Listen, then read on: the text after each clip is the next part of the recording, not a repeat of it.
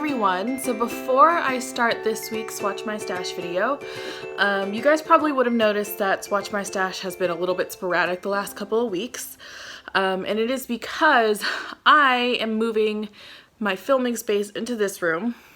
I have my name tag on because I had a work thing today, but this is what used to be my dad's office in his studio, so I can kind of twirl you around there. But my brother is moving home, so I have to give him back his room, which is originally what my filming room used to be. And I'm in the process of moving all of my stuff from upstairs down in here. So I am gonna have access to these 3 drawers right here. These are empty, and my plan is to fit all my makeup and nail polish into these 3 drawers, which is totally doable. But anyway, that is kind of the update that I wanted to give you guys.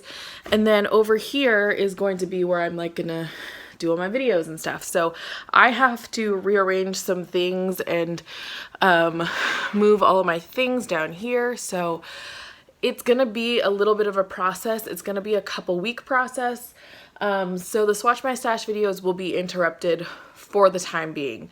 I might be able to film one once things are vaguely moved into this office, but my goal is to have everything down here and like fully organized before I start filming anything, just because I would have more like mental comfort that way. But basically I'm gonna have this desk and this desk over here.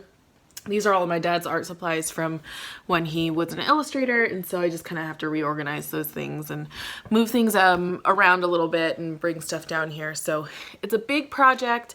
My brother is moving home in April, so I have 3 weeks to basically do that, but I don't have time during the week to do it. I only have weekends to do it, and it's a lot of things to move from one room to the other and then reorganize and, you know, get things looking nice. So yeah, that is the update. And I also thought I would mention this because I figured that this would also be a really good time to do another midpoint reorganization.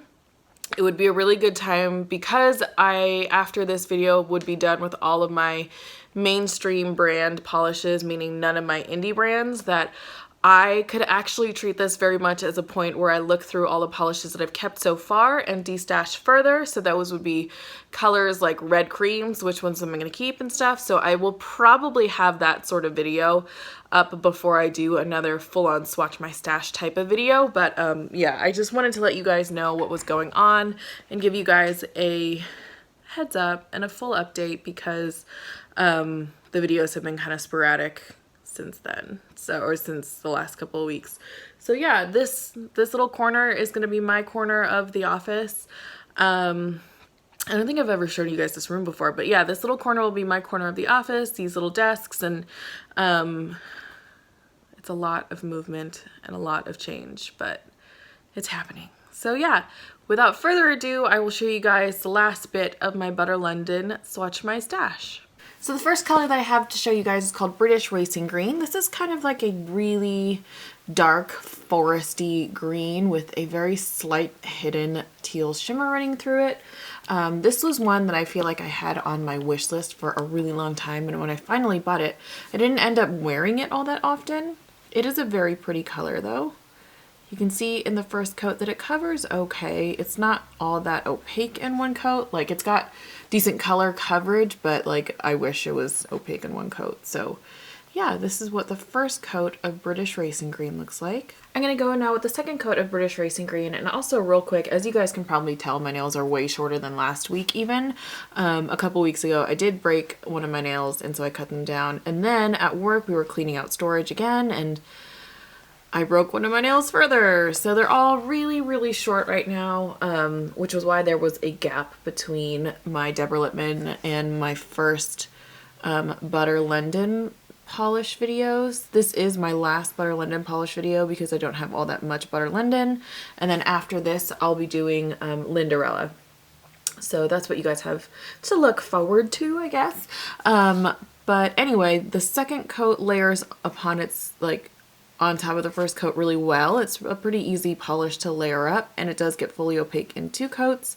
The shimmer doesn't really come out though, so yeah, it ends up just looking like a dark green on the nails. This is what British Racing Green looks like up close. Again, you can't really see the shimmer. The color green itself is really pretty, but it's one that, again, I don't wear very often, so this one I'm going to destash. The next polish that I have to show you is called Bluey, and this is a really pretty, sort of like cerulean dark blue shimmer. It's very, very oceany. And this one I don't quite remember when I purchased it, but I think it was just in my phase of I must have all oceany, turquoisey type of colors. It is very pretty. Again, it's a color that I don't wear very often, and it is also very sheer on application. You can see the blue base pretty well, and the shimmers have like kind of a particle type of finish to it instead of a smooth, almost metallic finish to it. So yeah, that's the first coat of Bluey. I'm going to go in with the second coat of Bluey, and this layers up okay. Again, it's not all that opaque, so it does need a third coat to get fully opaque. So yeah, that is 2 coats of Bluey. I'm going to go in now with the third coat, and this gets pretty much as opaque as it can get in 3 coats. It does deepen up a little bit. The shimmers are a little bit more glowy within the polish. The base itself has a slightly jelly finish to it, so like the particles that are in it go a little bit glowy and a little bit layered, but it's nothing like super spectacular like any of the Zoya glass flecks, for example. Here's what it looks like up close. It is really pretty. I think the particles are really pretty suspended in the base, but I sort of prefer the look of a Zoya glass fleck, for example, over this one. So this one I am going to destash. So the next polish that I have to show you is called Henley Regatta, and this is a teal micro glitter, and this is one of the polishes that I was talking about in my last video and when I was saying that Butter London polishes get really thick really quickly. Like, I haven't worn this one all that much, but you guys can see that it's like goopy. And it's kind of hard to work with, and I didn't thin it out for the reason of showing you guys. Like, I've maybe used this polish twice, 3 times, and it's so goopy. So yeah, I'm not going to do multiple coats because it's going to look awful if I try to layer it on top of itself. It's just going to smear and goop up. But this is what the first coat looks like. When it was a fresh bottle, it was easy to layer up in like 2 coats to get fully opaque. But yeah, that's what the 1 coat of Henley Regatta looks like. So this is what it looks like up close. I actually really like that it's not just a flat teal glitter. There is a little bit of green and blue mixed into the turquoise to make it look multi-dimensional. I am going to get rid of this one. I'm actually just going to toss it because it is pretty gross. This is one of those things though that it's like, these are such expensive nail polishes. For it to go so goopy so quickly is really disappointing, especially if you don't have Butter London in your budget and you are somebody that has to budget out buying these more expensive polishes. You don't want it to go bad so quickly. So yeah, this one is going to get just tossed after I take photos. I'm going to go in now with the next color, which is called Slapper, and this is a teal cream color. This is another one that I purchased, I think, just because it was teal and I wanted to have it. And it is a very, very pretty polish. It's a really nice one to layer glitters on top of because it's a pretty solid cream color. It is very similar to some OPI colors like Fly. It's very similar. I'm sure China Glaze is a similar color. I know Zoya probably has a similar color, so it's not a rare polish to be able to find, and it doesn't have particularly like an outstanding formula either. So if you are looking for a teal cream, this one for the price again may not be worth it considering other polishes that are very similar are out there. But that is what the first coat looks like. I'm going to go in now with the next coat, and this does get fully opaque in 2 coats. It layers upon itself pretty nicely. It's, again, not like an incredible cream formula, but it's not bad. So yeah, that is what 2 coats looks like. So this is what it looks like up close. This one I'm also going to destash. Again, I have very similar colors from other brands, so it's gonna go. The next color that I have for you is called Lil Abets Jubilee, and this is another one of my favorites from Butter London. It is a pale lavender foil, which was released for Queen Elizabeth II's Jubilee on the throne. It was like when she had 60 years on the throne, which is pretty cool. So yeah, this is what it looks like. In the first coat, it's actually covering really, really well. I love the way this polish looks. It's rare that you get a foil that's not like your standard metallic color. So yeah, this is what it looks like, and it's completely opaque in one coat. So yeah, that is what Lil Abets Jubilee looks like. So this is what it looks like up close. This one I am going to keep. I love the way this one looks again. I love the formula, and it's just very, very pretty and delicate, even though it is a foil.